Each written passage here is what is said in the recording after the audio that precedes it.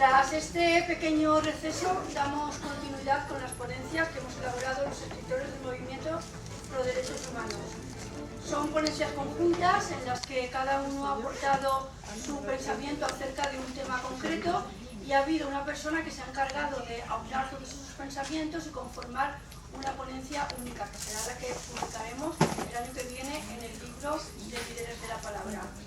Así pues, en esta ponencia titulada La eutanasia han participado los escritores Ana María Lorenzo, que no ha podido venir porque es de Galicia, Ellas en Eleuterio, que la tenemos aquí a nuestro lado, profesora de la Universidad de Valencia, Marta Albert, María Luisa Temporal, también profesora de la Universidad de Valencia, y Encarnación Gómez, miembro del movimiento Escritores Pro Derechos Humanos, que viene de la Font de la Figuera y es la que se ha encargado de aunar la ponencia. Les dejo con ella. Buen día a todos, buenos días a todos. Eutanasia, vida y muerte de la vida. La eutanasia a través de la historia.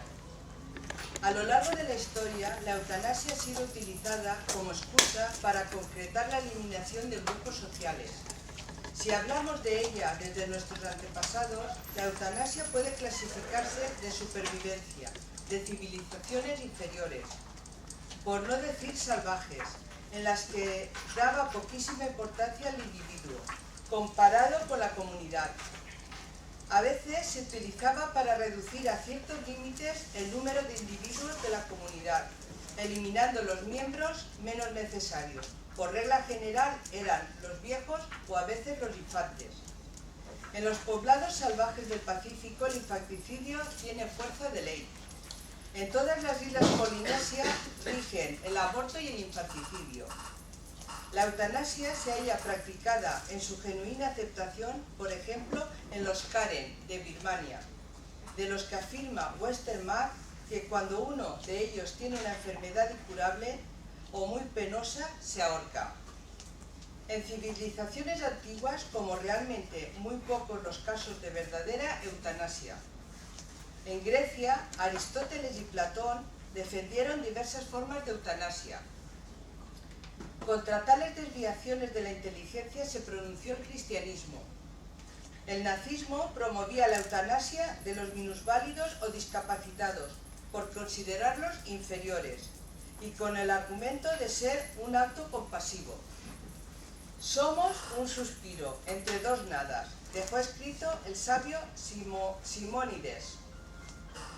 Partamos por tanto del hecho de que existimos, y es que la existencia no es un don, es un regalo, sino un hecho, un dato fruto de la evolución.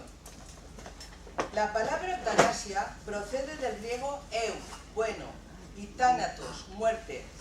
Ha evolucionado y actualmente hace referencia al acto de acabar con la vida de una persona enferma, a petición suya o de un tercero, con el fin de minimizar el sufrimiento.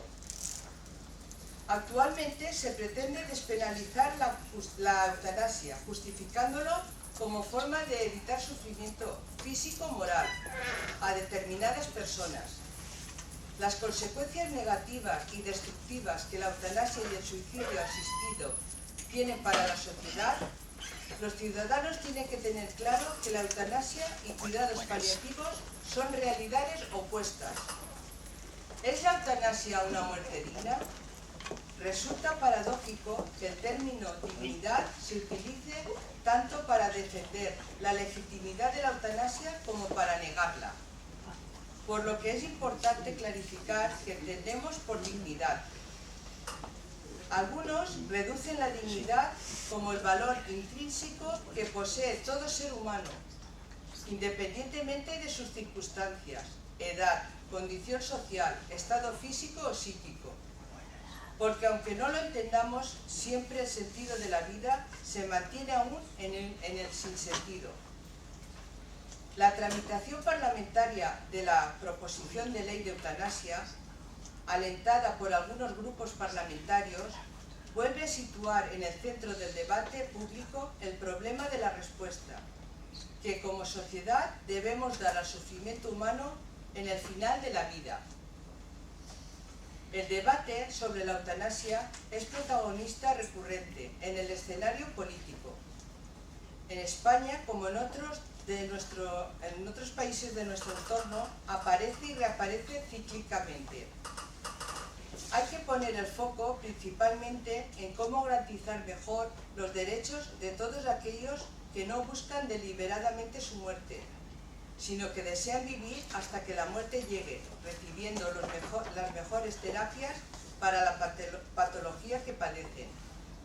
Y en todo caso, los mejores cuidados posibles. ¿Por qué? Porque es el sentimiento natural y porque se trata de la inmensa mayoría de la población. Alternativas a la legislación de la eutanasia. La primera, en nuestra opinión, es abordar política y jurídicamente la verdadera urgencia en la realidad de la atención sanitaria al final de la vida. Los cuidados al paciente y a su familia durante el proceso final de la vida, si representan una ayuda real para el buen morir. En España se estima que no reciben los adecuados cuidados aproximadamente la mitad de quien los necesita. Si hay un derecho básico, prioritario y urgente que debamos garantizar a los pacientes al final de su vida, es el acceso en condiciones de igualdad a los cuidados paliativos. La segunda es confiar menos en el Estado y más en las relaciones entre personas, en este caso en la relación entre el paciente y su familia y el equipo de profesionales sanitarios que les atienden. Es en el seno de esta relación personal donde cabe encontrar la solución idónea para cada paciente, para su familia, de acuerdo a los valores conforme a los cuales ha orientado su vida, a sus peculiares circunstancias, a las alternativas terapéuticas y paliativas disponibles. Es una tarea que el legislador sencillamente no puede cumplir. La misión del legislador debería ser, más bien, garantizar las condiciones óptimas para que esta relación pueda establecerse y desarrollarse adecuadamente. Esto y no otra cosa significa la legislación de la eutanasia.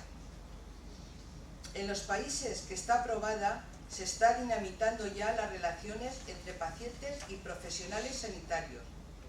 Se está convirtiendo a los enfermos responsables únicos de su propia y doliente existencia, garantizándoles más soledad que libertad y ensanchando el poder político más allá de los límites propios de un Estado de Derecho. En España podemos citar el último caso mediático de Ángel Hernández, el hombre que ayudó hace poco a morir a su mujer, María José Carrasco, enferma de esclerosis múltiple desde hace muchos años, y después de que ella se lo hubiera pedido expresamente en diversas ocasiones, podía enfrentarse a una pena de prisión. Su caso ha provocado que el derecho a la muerte digna vuelva a estar sobre la palestra en España. El artículo 15 de la Constitución dice que todos tenemos derecho a la vida, pero parece que independientemente en qué situación estás. Ese punto dice, sin embargo, que también tenemos derecho a la integridad física y mental y no estar sometidos a tratos denigrantes e inhumanos. La vida es un derecho, no una obligación. También el caso de Ramón Sampedro, que a los 25 años quedó parapléjico por culpa de una mala caída desde una roca al mar. En una cama vivió desde entonces. Siempre pidió morir dignamente. Él necesitaba ayuda para conseguirlo e ideó un plan que le llevó a conseguir su objetivo sin que ninguna de las personas que le había ayudado incurriera en delito. Entre los muchos poemas que escribió está este. Vivir es solamente una eterna renuncia, y hay renuncias imposibles de explicar. Por ejemplo, a unas manos amigas que regalan ternura, ¿cómo decirles? No quiero ternura, que la ternura me hace mal. Perdonad un momento.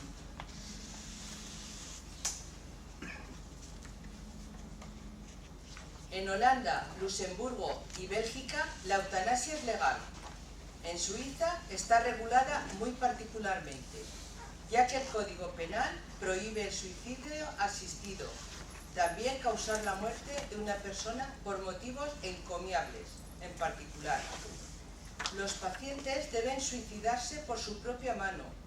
Por otra parte, existe una serie de sociedades que facilitan la muerte asistida, como son Exit, Dignitas y Ex Internacional. Es famoso el caso del científico David Goday, de 104 años, que acudió a una de estas asociaciones para morir.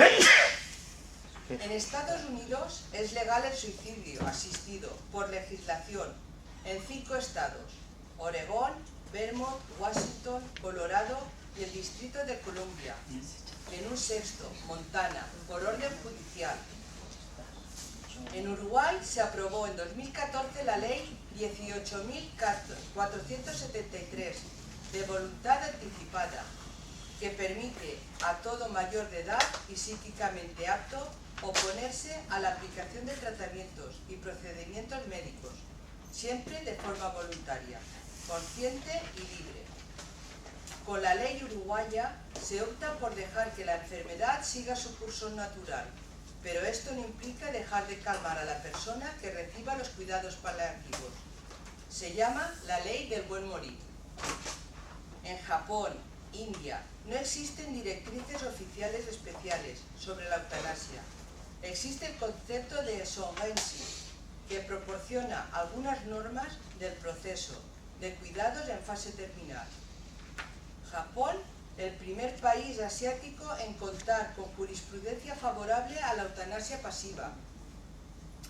El pasado mes de marzo, el Tribunal Supremo de India reconoció el derecho a morir con dignidad, al aprobar la eutanasia pasiva. Sigue siendo ilegal la eutanasia activa, la muerte o suicidio asistido. Fue aceptado a propósito del caso de Aruna Sambam, una enfermera de Bombay que permaneció en coma 42 años, después de haber sido violada y estrangulada. En el 2015, el Tribunal Supremo de Canadá decidió modificar derechos y libertades del país. En 2016, publicó una nueva legislatura que prevé excepciones en los delitos de homicidio culposo, atribuidos a aquellos que ayudan al suicidio como médicos y enfermeros. Argumentos a favor de la eutanasia. El artículo 2 del Convenio de Derechos Humanos. La Convención de Derechos Humanos establece que todo el mundo tiene derecho a la vida, pero también que no podrá ser torturado o sometido a situaciones denigrantes. Uno es titular de su propio cuerpo, de su vida, de su muerte, y si expresa con claridad su voluntad, se debe respetar. La eliminación del dolor es uno de los principales fines, si no el principal, de la medicina y de la moral. Y en la relación a la imagen que uno tiene de uno mismo, pueden darse situaciones que su figura está tan deteriorada y los dolores sean tan agudos que la eutanasia sea, según su voluntad, la solución deseada. Estos 3 pilares de argumentación pro-eutanasia parece que son casi imposibles de refutar. La última noticia en prensa, concretamente en el Levante, dice que 8 de cada 10 valencianos defienden la eutanasia, en caso de que la enfermedad sea incurable. Mis compañeras y yo hemos llegado a estas conclusiones. Solo hay presente una, pero somos más. Partiendo de la convicción de que matar o ayudar a matarse no es lo mismo éticamente que dejar morir, cuando no hay terapia y situación es irreversible. Se insiste en que el principio básico debe ser el del respeto máximo de la vida humana.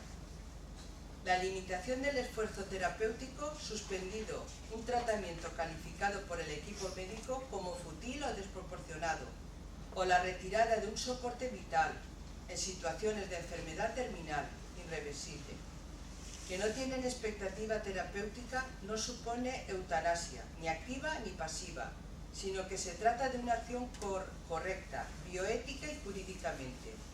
siempre que se cuente con el consentimiento informado válido del paciente o de sus representantes legales, si éste no pudiera expresarlo. El testamento vital, como forma de asegurar el respeto a la eutanasia de la persona, está regulado jurídicamente y debe de conciliar la atención de las previsiones y preferencias del otorgante con la garantía de la legalidad, así como con las exigencias de la lexi artis y los derechos y los deberes de los profesionales de la salud. Sobre esta base se promueve la inviolable dignidad de la persona humana, la defensa de los derechos que le son inherentes, desde la objetiva y prudente consideración de la realidad y el sentido de la vida y de la muerte.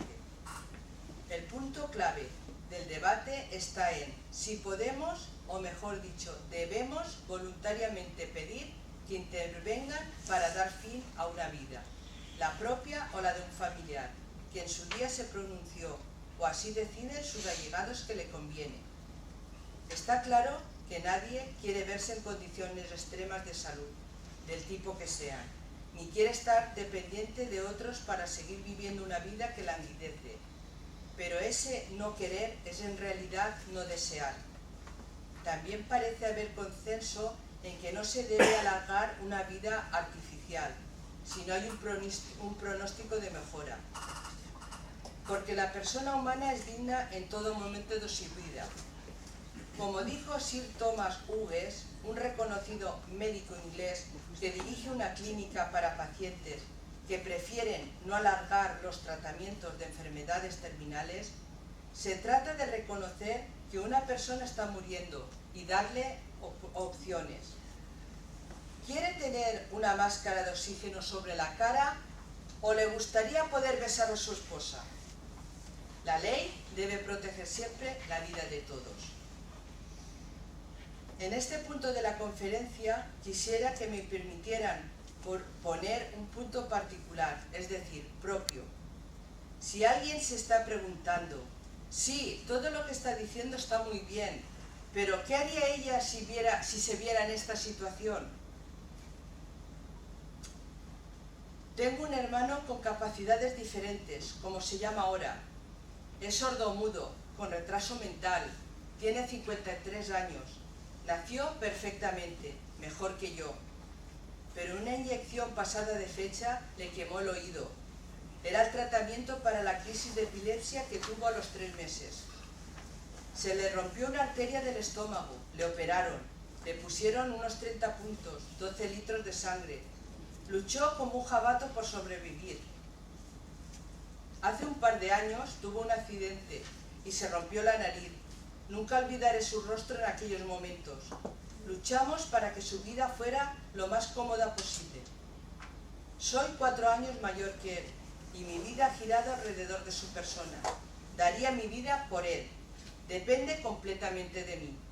Pero cuando llegue el momento y la enfermedad se cebe más aún con su vida y no tenga vuelta atrás, yo no dudaré para evitarle más sufrimiento si cabe. Yo misma daré la orden para poner su punto final. Soy su única familia, soy quien más le quiere.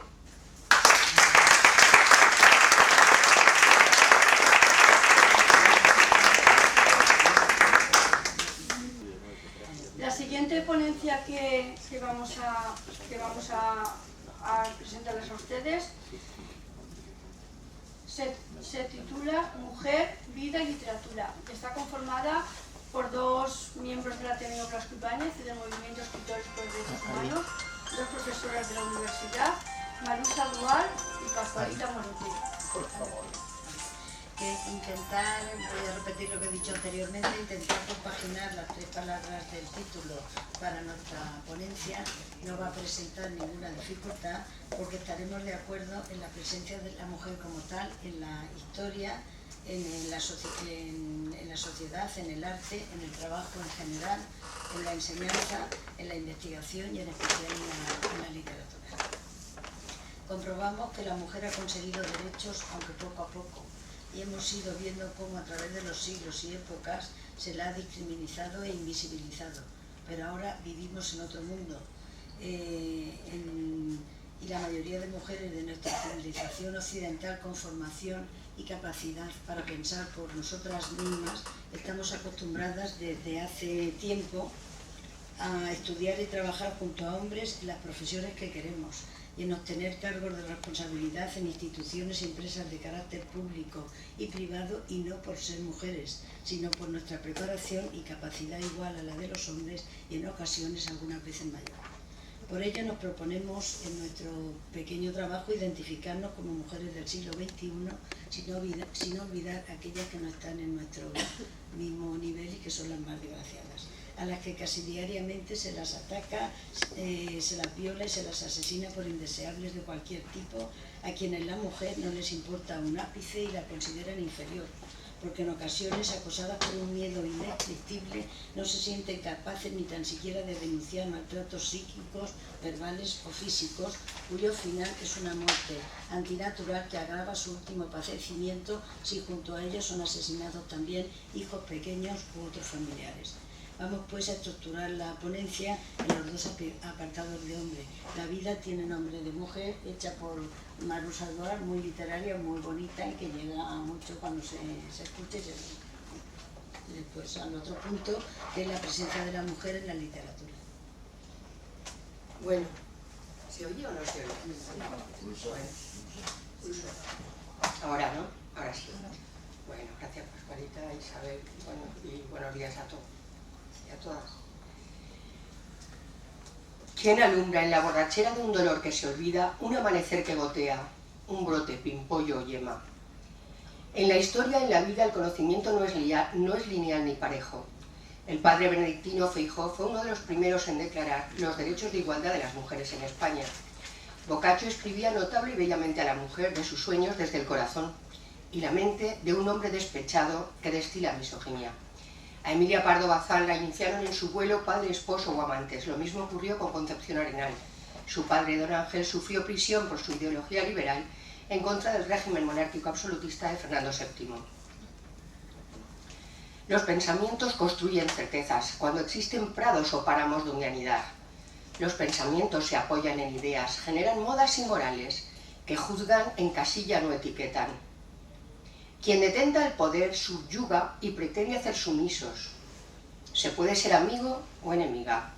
Hitler fue un gran orador, atrajo a las masas, oportunista, populista, ocupó un páramo. La necesidad abre la puerta al engaño, maneja débiles y necesitados. La justicia no debería ejercer tutela. Estereotipos y prejuicios, encasillamientos y etiquetas, lazos amarillos, morados, rosas y azules siempre van de la mano de quien los define y escampa. El feminismo no es agua de borrajas.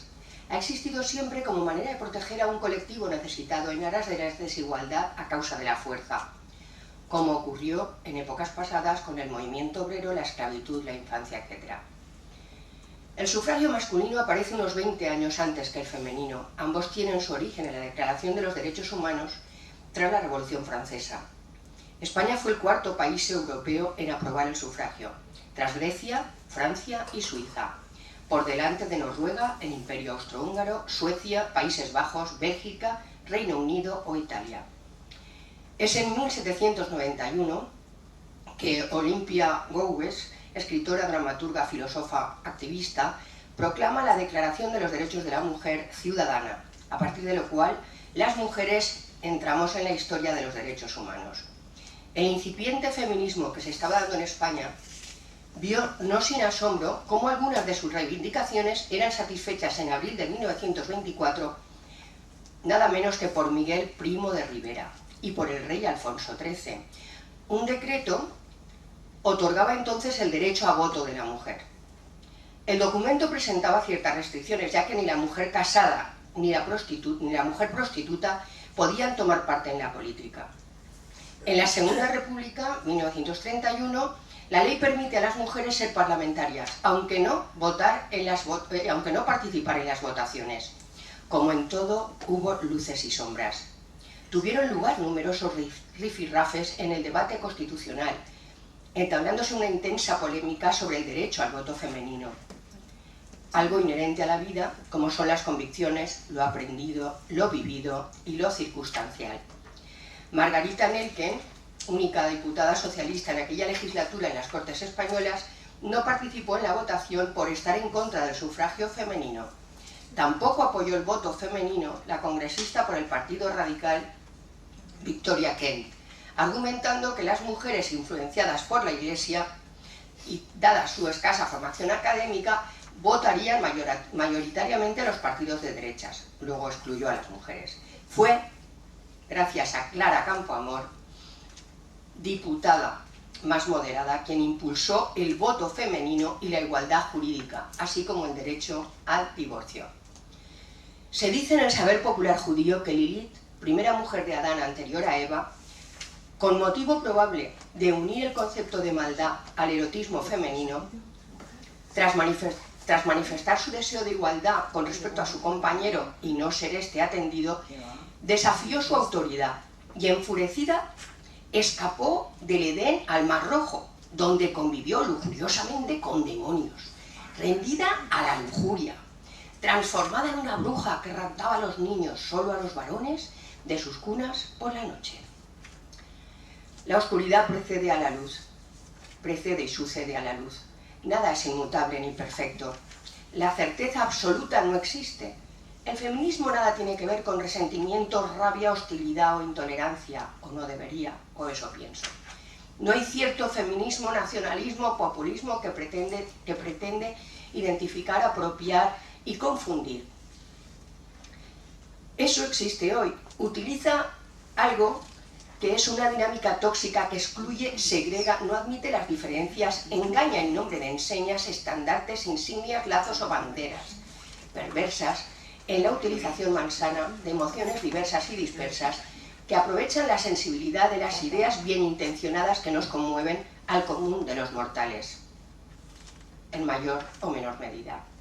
La suave dictadura de lo políticamente correcto es un engaño. Sin discurso libre, como dijo alguien, no hay pensamiento. En la naturaleza humana se hallan la bondad y la crueldad, la generosidad y la miserabilidad, lo desmedido o la ternura. Dijo Cervantes algo así como que la pobreza atropella la honra y que a los desdichados su circunstancia les hace entrar a la puerta de sus enemigos, o por la puerta de sus enemigos, bien sumisos y con ruegos. Mujer o varón, vecina o amigo, puede ser ciénaga o repecho, depende de quién. Intereses y circunstancias, no es oro todo lo que reluce. Nada en la historia, en la vida, el conocimiento es lineal ni parejo, no todo es medible ni augurable. Nadie sabe cómo amanecerá mañana, ni los de antaño supieron qué sucedería en las horas siguientes. La vida, lo humano, existe por azar y probablemente por evolución. La subsistencia de la especie humana tuvo lugar por la unión de la especie, una que tenía que competir con el sustento de animales de tamaños muy superiores. Esa estrategia la siguieron como cualquier manada de lobos o leonas. Piara, el todos a una fuente ovejuna, llevó a la supervivencia de nuestra especie y otras, como hoy, en condiciones desfavorables, a buen puerto, aunque no siempre. El individualismo, feroz, es ciego y cainita. La soledad es vital y necesaria. No es lo mismo. El fin no justifica los medios, el engaño o la mentira.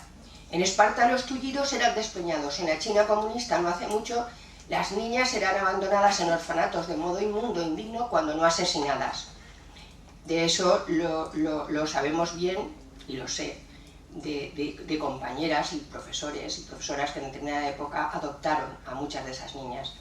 Fascismos, comunismos, populismos, lobbies, palabreros de siempre utilizan influencias y oratoria sin buen fin. La oratoria se creó para defensa del ciudadano, pero acabó desterrándolo, como también hoy ocurre. Es peligroso y no es cierto la verdad de los corrillos maledicientes de blancos y negros, de cruces que cierran espacios, pasillos o plazas antes y ahora, mientras amasan en grupo los dulces o manifiestan ira intencionada en protestas. ¿Qué es la afección a la vida? ¿Un regalo? ¿Un camino de rosas con piedras de irregular tamaño, donde se respiran cielos y lodos, debilidades y angustias, enfermedades y mieles, desde donde atisbar en algún momento la muerte? ¿Un asomar, emprender y un concluir? ¿Un morir? Entre el nacimiento y la última agonía, en el campo de cualquier batalla, germina la rabia, filantropía u odio, sadismo o ternura, protección y miedo, felicidad y pastoreo, triunfo, lealtad y deslealtad, tradición o apego. Nada existe puro e inmaculado, tampoco vírgenes, credos, sectas o grupos gregarios, fascismos, populismos, comunismos si uno se mira hacia adentro. No es fácil no estar al calor de las calderas que hierven pócimas con apariencia de becerro de oro. Los ídolos de barro han existido y se camuflan ahora y siempre. ¿Qué es una mujer? ¿Alguien creado por Dios? ¿Una costilla de Adán? ¿Un ser que amamanta? ¿Protector quizá? ¿Manipulador? ¿Maquiavélico? ¿Trastornado? ¿Enamorado? ¿Generoso? ¿Altruista? ¿Esperanzado? ¿Alguien capaz de dar la vida por otro? ¿Un ser fluctuante, soñador, sumiso, recto, veleta, listo, lerdo? Depende. Un poco de todo en mayor o menor medida. En primer lugar, de quién se es. Según el momento y circunstancias, épocas, miradas e intereses de quien concibe esa mujer, la sueña, la piensa, la escribe o tiene la posibilidad de crear leyes que le afectan, corrientes de influencia y de pensamiento, y también de juzgarla como a cualquier otro ser. Nada es raso. La certeza absoluta es estúpida, en palabras de Bertrand Russell. Bueno, pues gracias.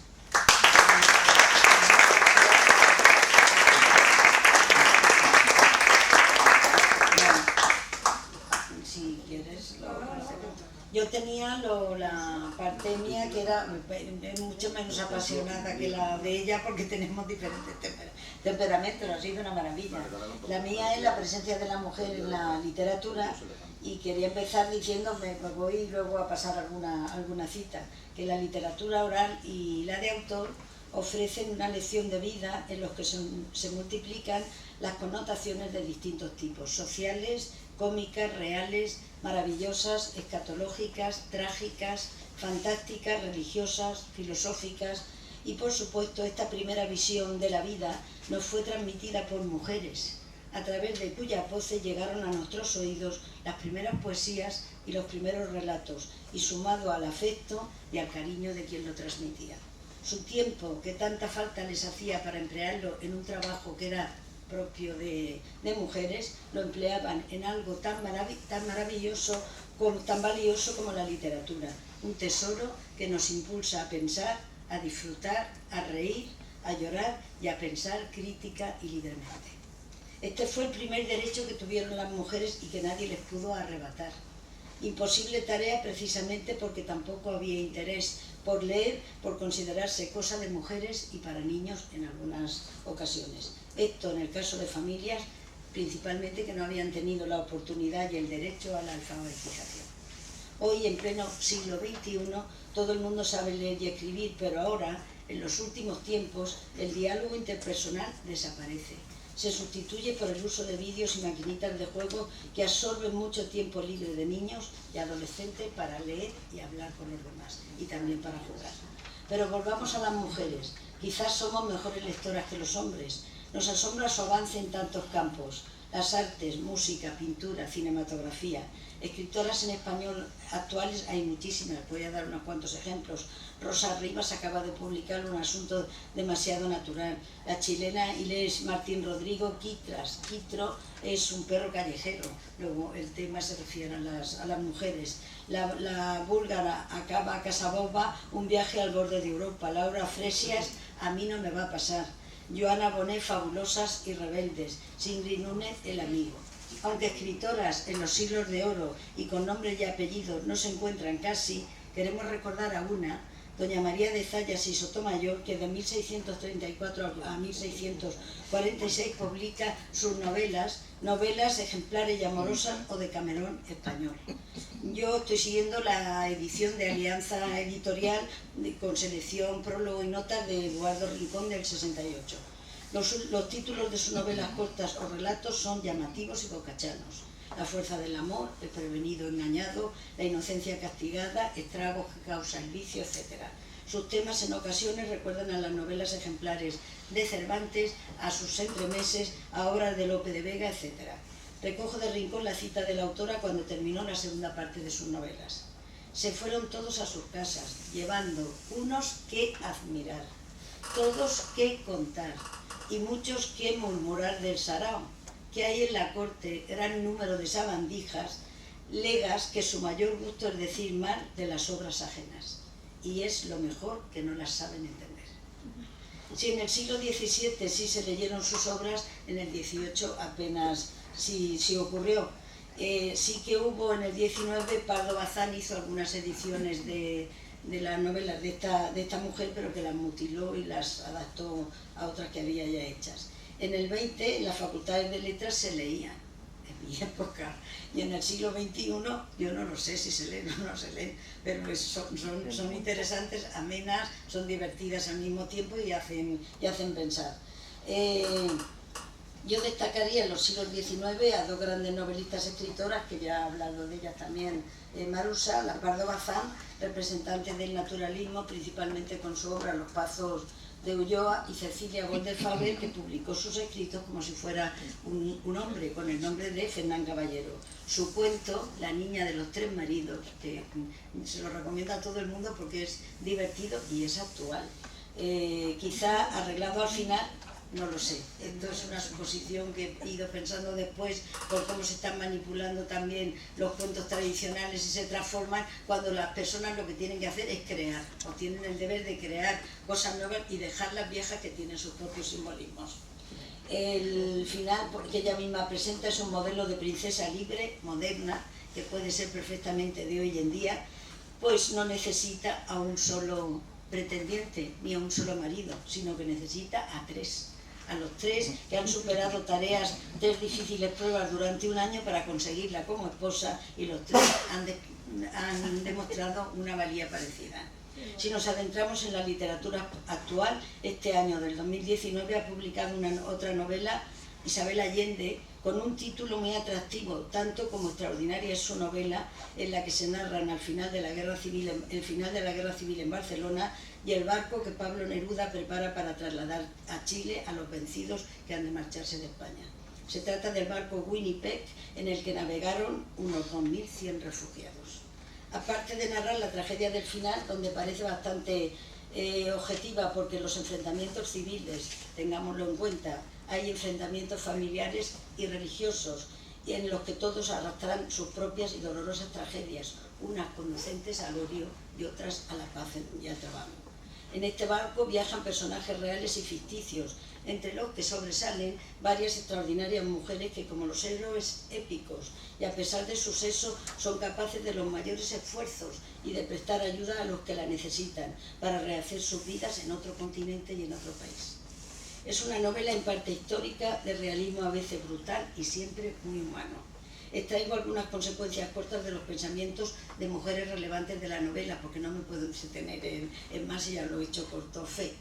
Ofelia es como un contraste, es la señorita de Chile que acoge a la que llega de España, de familia muy acomodada, sobre la que la escritora refleja sus ideas más críticas. Dice Isabel Allende: Ofelia sintió una mezcla de envidia y vergüenza al comparar su existencia de señorita ignorante y ociosa con la de Roser, quien con solo un año mayor que ella ya había vivido 3 vidas. Venía de la pobreza, había sobrevivido a una guerra perdida y había sufrido la desolación del destierro. Era madre y esposa.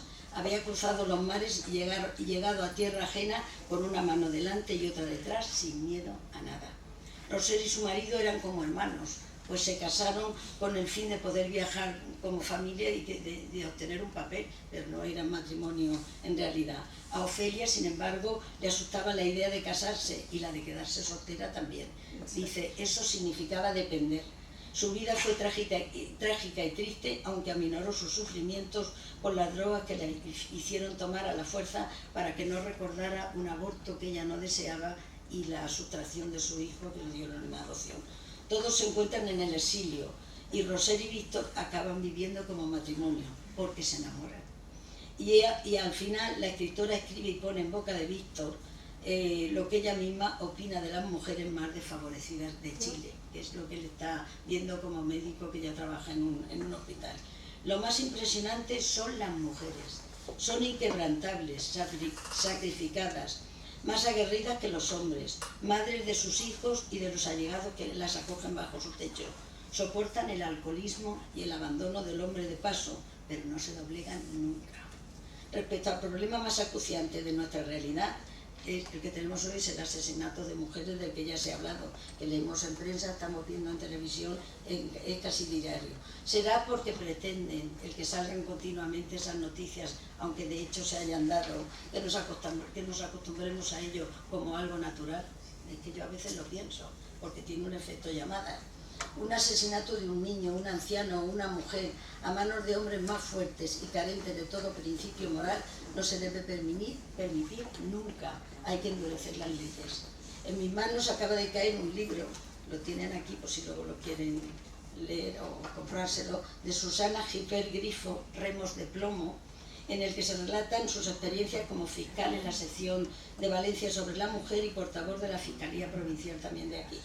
El libro está prologado por Fanny Grande. En él encontramos casos diarios en forma de microrelatos y relatos breves.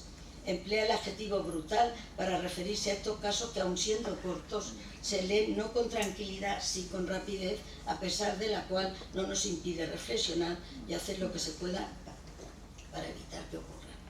Y pasamos pues a la reflexión final que hemos hecho entre las dos. Estamos de acuerdo con las ideas de García Márquez sobre la mujer. La mujer es el ser fuerte, el sexo fuerte. Dice en un libro que es El mundo de la mujer, escrito por García Márquez, que me lo compré en Cartagena de Indias. Detrás tiene su gracia también, detrás de una mujer excepcional hay siempre un bobo, a lo que nosotros añadimos que esa bobería acompañada de celos y fuerza física es peligrosa para las mujeres. En todos los centros educativos, y ahora viene nuestra faceta como profesoras, se deben leer también sucesos y libros sobre ello para prevenir a los estudiantes sobre la violencia, contra la violencia sobre la mujer, y a ver si no dejamos que el acoso escolar se siga extendiendo de esta forma. Cada vez hay más, y en ocasiones son las propias niñas o niños los que acosan a los de su mismo sexo o a los del sexo contrario. El remedio reside, esto es una utopía, en la concienciación de las familias sobre lo que sus hijos hacen y en que sean más responsables como padres. Y en los centros educativos de cualquier nivel, en comentar libros en que mujeres y débiles salgan perjudicados. Comentar películas como Abre los ojos, cuya dirección llevó a cabo Icíar Bollaín y que hace 15 años que se estrenó, sin embargo, desde mi punto de vista ha sido el maltrato psicológico más duro contra la protagonista y sigue vigente en lo cotidiano. Y en cuanto a los niños pequeños, debemos estar siempre vigilantes, la familia y el profesorado, para que no les pase nada.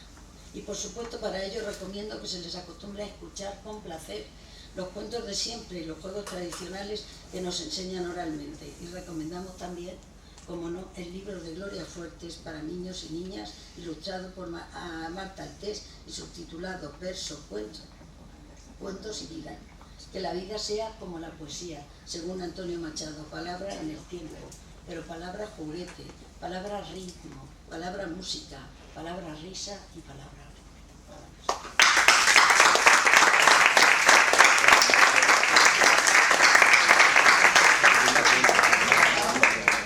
Hasta aquí las ponencias de por la mañana.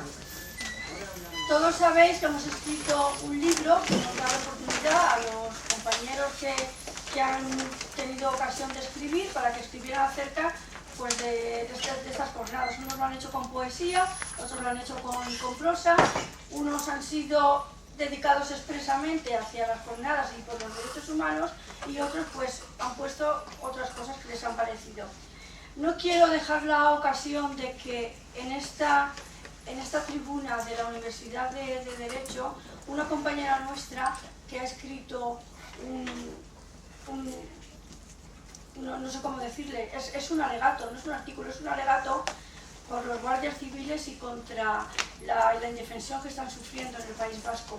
Y quisiera que subiera a leérnosla. Después, si nos queda tiempo, algunos de los compañeros que no han participado y no van a participar hoy en las ponencias, que nos lean algunos de los poemas antes de bajar a las 2 a comer. Por favor, Inma Torres, cuando quieras. Buenos días a todos.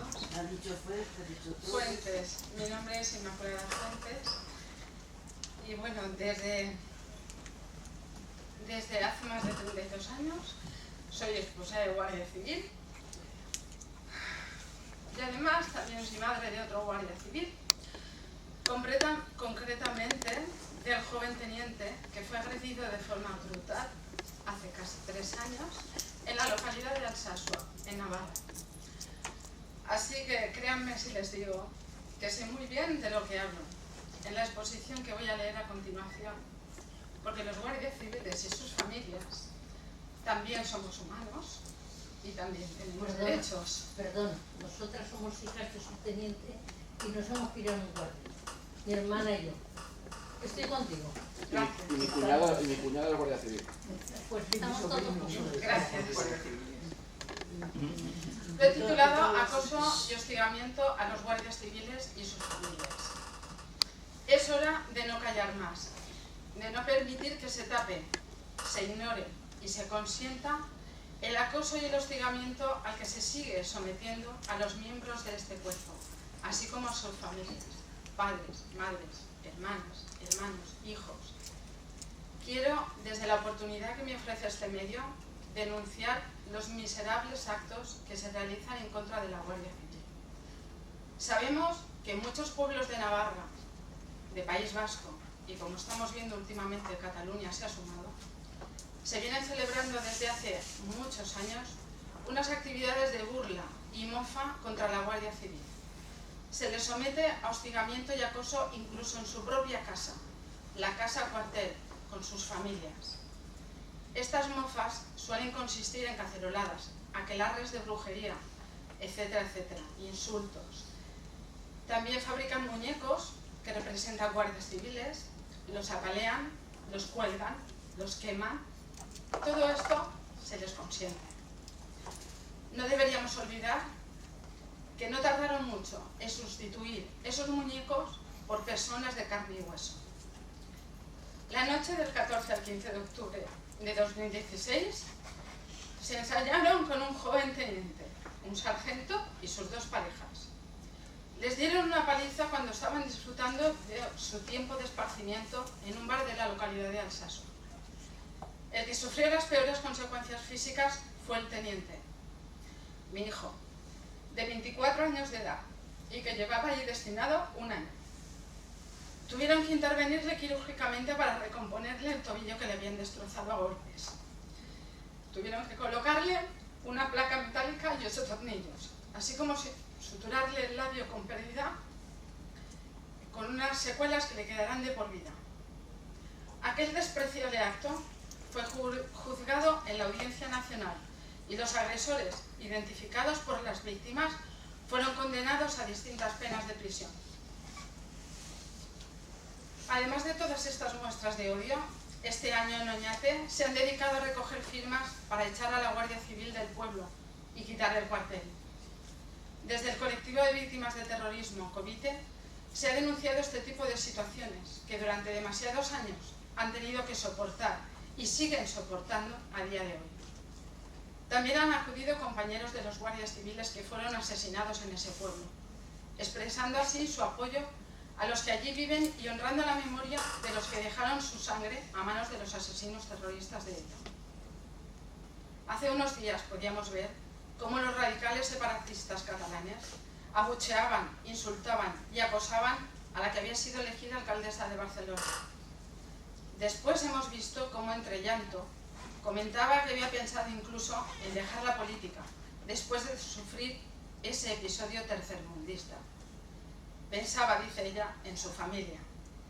Vaya por delante que desapruebo completamente este tipo de actos, se hagan a quien se hagan. Pero no debemos olvidar que son muchas las ocasiones en que los propios políticos como ella han incentivado ese odio y esa sinrazón. No sé si esta señora y otros políticos que también han pasado por algún episodio similar se han planteado en algún momento que los guardias civiles también son personas, que sus familias y sus hijos y demás también sufren con este acoso y que encima lo tienen que soportar en sus propias viviendas. Me temo que no lo piensan, que es algo que ni siquiera se plantea. Estoy segura de que si se tratara así a otros colectivos, como los musulmanes, los LGTBI, discapacitados, mujeres, ya se habrían tomado las medidas oportunas y desde luego no se consideraría ni por un momento libertad de expresión. sino pura y llanamente xenofobia, racismo u odio. Me produce un sentimiento de profunda tristeza que tengamos que vivir con esto y con una profunda frustración, porque quien se tiene que hacer cargo de detener todo este despropósito no lo hace. Por otro lado, me produce una inmensa satisfacción comprobar que la Guardia Civil es la institución mejor valorada de este país por los españoles. Los guardias civiles de vocación y sus familias, a pesar de todo lo que nos ha tocado llorar en silencio y maldecir entre dientes, no nos planteamos ni por un momento abandonar esta profesión, esta vocación y este modo de vida, porque hay muchas personas, incluso en esos pueblos que no los quieren, que los necesitan. Algunos se pueden plantear dejar la política, la Guardia Civil no, ni lo deja ni se aparta. Acaban de salir los nuevos miembros que se han formado en Baeza y en Valdemoro. Vienen con ganas, con la ilusión y la vocación intactas, y nadie se las va a mermar. Las familias tampoco tenemos intención de dejar solos a nuestros maridos, hijos, padres, hermanos. Les seguiremos allí donde vayan y aguantaremos lo que haya que aguantar. Sabemos que seguirán acosándonos, insultándonos e intentando que lo dejemos, que nos vayamos, pero eso no ocurrirá. Lo que me gustaría que quedase patente es que quien se ha de preocupar de que estas muestras de odio no se den y que han de preocuparse de preservar la dignidad de todos los ciudadanos, dejen de mirar para otro lado y hagan de una vez por todas lo que tienen que hacer.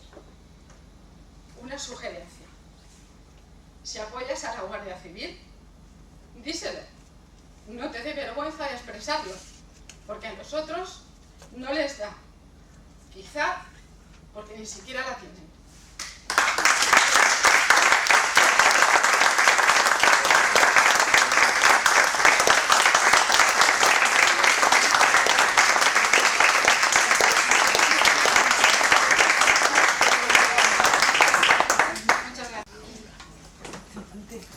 Bueno, pues, como he dicho antes,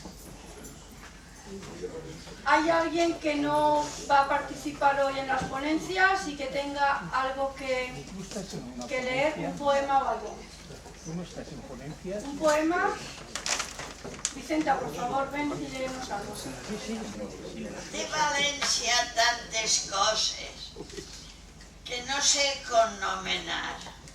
Tenim la mar com espell d'àgules blavoses que el sol plena d'or, i el mariner que la creua del perill de les nits borrascoses olvida la por, perquè sap que la seua mareta pendent d'ell està i el vaixell que perillen les aules al port tornarà. Precisament de la mar a l'horta tenim altra mar d'arbres verds que t'embriaguen de perfum d'açar. Ixa flor que t'enerva els sentits, el sol la transforma canviant-li el color i s'omple l'arbre de dolces taronges, dorades com l'or. Tenim art en esglésies i torres, Micalet, i eixa torre tan fina que fa fondo al carrer de la Pau, que és Santa Catalina. Animem-se i plens d'alegria diguem a una veu: Déu vos salve per sempre, Maria, Santa Mare de Déu.